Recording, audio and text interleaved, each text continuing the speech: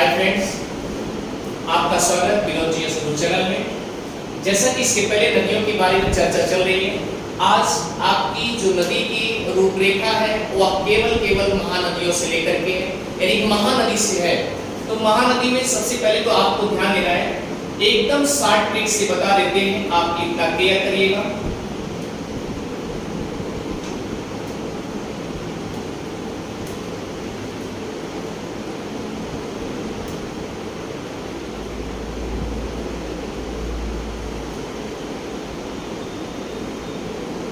एकदम short trick से ध्यान दीजिएगा। आपका यहाँ एमपी है, यहाँ एमपी है, उसके बाद एमपी के साउदर्न में जाएंगे आपको छत्तीसगढ़ मिलेगा और इधर आपको क्या मिलेगा, उड़ीसा मिलेगा। इतनी बात तो समझ में आ रही होगी। आज हम किसकी चर्चा करने जा रहे हैं, महानदी। अगर आपसे पूछा जाए कि महानदी की लंबाई कितनी है नदी की, तो याद रखना 855 किलोमीटर है टोटल लेंथ। और किन किन राज्यों से होकर गुजरती है, तो छत्तीसगढ़ और उड़ीसा। ध्यान दीजिएगा, सवाल इसका नहीं है, सवाल ये है इस नदी को कितने नामों से जाना गया। कनक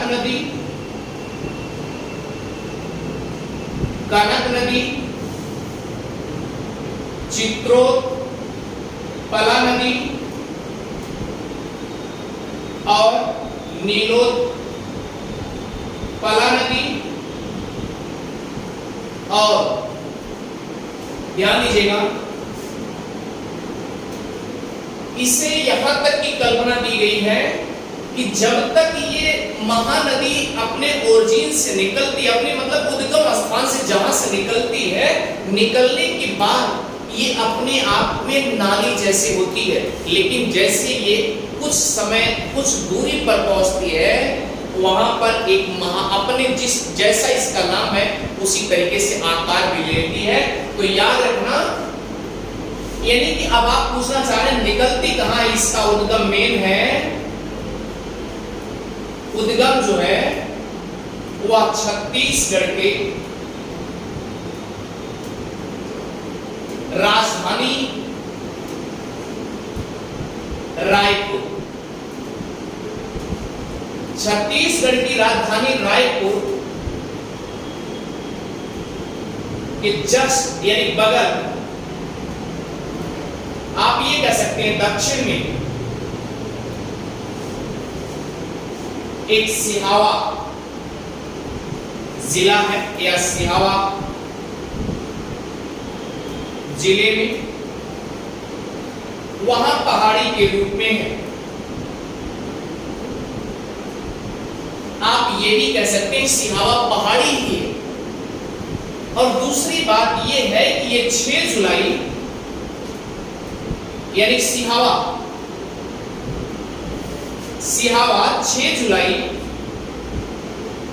1948 को रायपुर जिला से या महासमुंद के साथ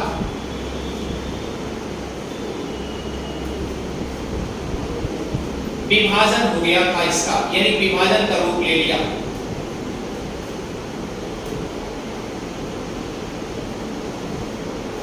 इतनी बात तो अच्छे से पकड़ में आ गई होगी। यानी 6 जुलाई 1948 को अब तक इसके पहले कहा जाता है कि 6 जुलाई 1948 के पहले तक यह जो सिहावा है, सिहावा जिला के रूप में है, यह सिहावा जिला रायपुर के सानिध्य में था। इतनी बात तो पकड़ में आ गई होगी। अब आप सोचिए, यहाँ आपका छत्तीसगढ़ का रायपुर है और रायपुर से आप दक्षिण में जाओगे, यहीं से उद्गम होती है। और जैसे ये नदी यहाँ से निकलती है, महानदी निकलती है, और निकलने के बाद हमेशा याद रखिएगा दक्षिण से उत्तर की तरफ जाती है, और उत्तर जाने के बाद ये क्या करती, थोड़ा सा उत्तर और पूर्व का कोना पकड़ती है, तब तक वह नाली के रूप में रहती है। जिस प्रकार से यह नदी है, लेकिन यह नदी उस रूप में नहीं रहती, और जैसे ये, अब ध्यान दीजिएगा, इसको मैं मिटा करके इरेज करके हम आपको अच्छे से कंट्रीब्यूटर भी कंक्लूड कर दें, सहायक नदियों की भी जोड़ दें इसके साथ, इसको मिटा दे रहे हैं। ये नदी जो है यहां सिहावा से निकली, ये छत्तीसगढ़ का रायपुर और ये आपका रायपुर और ये आपका सिहावा। अब ये नदी ऐसे निकली, ऐसे बढ़ती आगे यहां बढ़ी, तो याद रखना यहां पर इसके बाएं छोर से एक नदी मिलती है जिसका नाम है शिवनाथ। क्या नाम है? शिवनाथ नदी। इतनी बात तो समझ में आ गई होगी। और इसके दाएं छोर से एक नदी मिलती है। अब ये सोचिए आप, ये नदी यहां से मुड़ चुकी है, यानी पूरब साइड मुड़ चुकी है, लेकिन बहुत ज्यादा पूर्व की तरफ मुख नहीं है, ये उत्तर और पूर्व के। और अब कहां मुड़ती है? याद रखना, शिव नारायण में, शिव नारायण में, शिव नारायण में। अब यहां इससे दाहिने तारीख पे एक नदी मिलती है, आप इसे बोलते हैं संदूर, संदूर नदी। ये संदूर नदी और ये शिवनाथ नदी दोनों लगभग एकदम सिमिलर में मिलते हैं। आप सोचिए, एक नदी महानदी ये इधर से जा ही रही है और उसके बाद क्या हुआ, इधर से शिवनाथ नदी, यानी बाएं छोर से शिवनाथ नदी और दाहिने छोर से संदूर नदी, दोनों नदियों का जब आपस में मिलन होता है, कहां मिलन होता है? शिवनारायण में। ये दोनों नदियां मिल गई। आप ये सोचिए, यह एक गर्त के समान हुआ कि नहीं, यानी कि जब दोनों नदियों अगल बगल से दाएं बाएं से मिलेगी तो वो सोचिए वहां पर कितना बड़ा वो रूप होगा, तो वह आकृति कैसी होगी। यहीं से यह महानदी जिस प्रकार से इसका नाम है, उसी तरीके से महानदी जो है अपना रूप ले लेती है। अब ये अपना रूप ले ली और आपको ये ट्रिक मैं बता दे रहा हूं, आप ट्रिक कैसे याद करेंगे। यानी हमने आपको कल भी बताया था कि बाएं छोर से मिलने वाली नदी, बाएं छोर से मतलब इधर से कोई मिलेगी तो बाएं छोर से, अब इधर से कोई मिलेगी तो दाएं छोर से, यानी नीचे, इधर नीचे से कोई मिलेगी तो क्या होगा, दक्षिण से कोई मिलती है तो दाएं छोर से, और अगर ऊपर से कोई मिलती है, नॉर्थ साइड से मिलती है तो बाएं छोर से। अब यह नदी, हमने कहा कि बाएं छोर से मिलने वाली नदी का ट्रिक ले लीजिएगा। ट्रिक है शिव, शिव क्या किए? शिव हंसते हैं,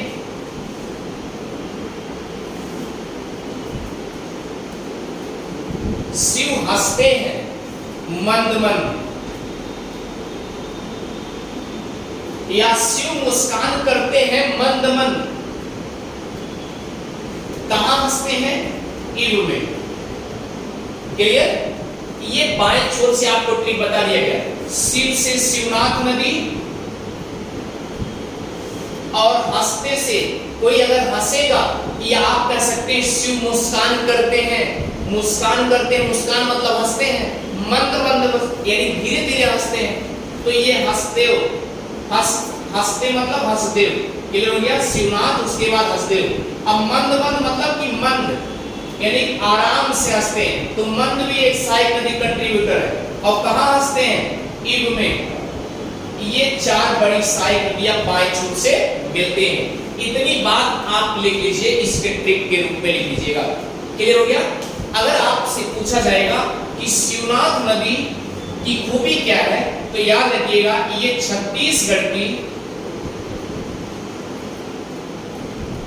दूसरी बड़ी सहायक नदी है, या आप कह सकते हैं छत्तीसगढ़ की बड़ी नदी है, दूसरी बड़ी नदी है। क्लियर हो गया? क्योंकि छत्तीसगढ़ में तो महानदी निकल ही रही है, तो ये तो अपने आप में बड़ी नहीं है। उसके बाद दूसरे पायदान में शिवनाथ नदी है, लेकिन वह कंट्रीब्यूटर है, कंट्रीब्यूटर यानी सहायक नदी है, किसकी है? महानदी की।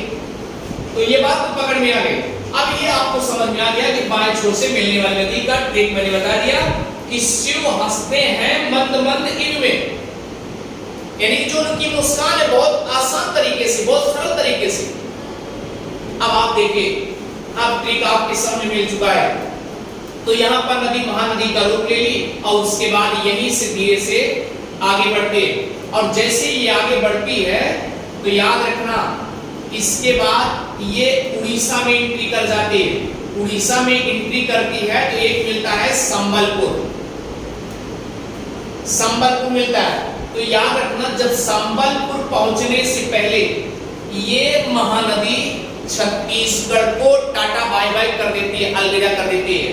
और जैसे ये संबलपुर पहुंचती है तो आप ध्यान दीजिएगा, संबलपुर पहुंचने के बाद ये क्या करती है, अब इसको मिटा दे रहे हैं। संबलपुर पहुंचने के बाद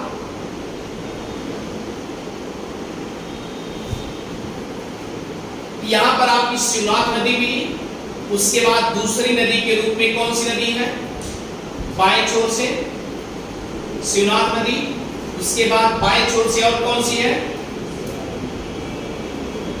वासुदेव, उसके बाद फिर कौन सी नदी है, मंद, उसके बाद कौन है,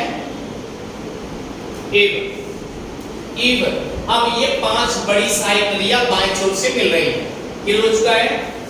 ये संबलपुर के पास जैसे पहुंचती है, ये संबलपुर जैसे पहुंची, वहां पर आपको याद होगा संबलपुर से आगे आपको क्या मिलेगा, कुछ दूरी पर आपको एक जलाशय टाइप मिलेगा, जो कि जलाशय है कृत्रिम जलाशय। यहीं पर पानी रोक करके एक बांध बनाया जाता है जिसका नाम है हीराकुंड बांध। हीराकुंड बांध, और इसका निर्माण यानी नींव जो रखा गया था, कौन थे नींव रखने वाले, हाउथ्रो, लुईस, और ये कब रखे थे, 1996 में।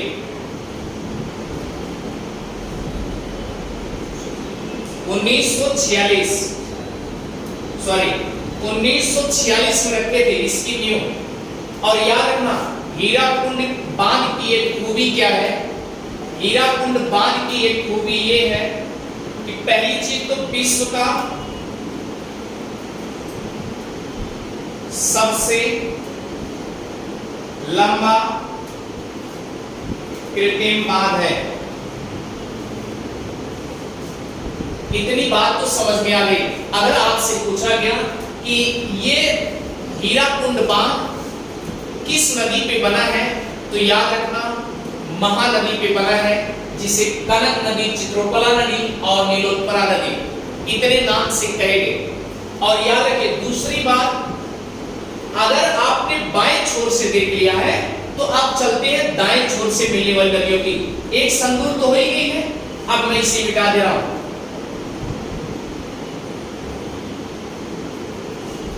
अब दाएं छोर से मिलने वाली नदियां जो है, ध्यान दीजिएगा कि जो भी दाएं छोर से नदियां मिल रही हैं, ईब के बाद मिलती है, भी याद रखिएगा ईब के बाद। तो ईब के बाद कौन कौन है,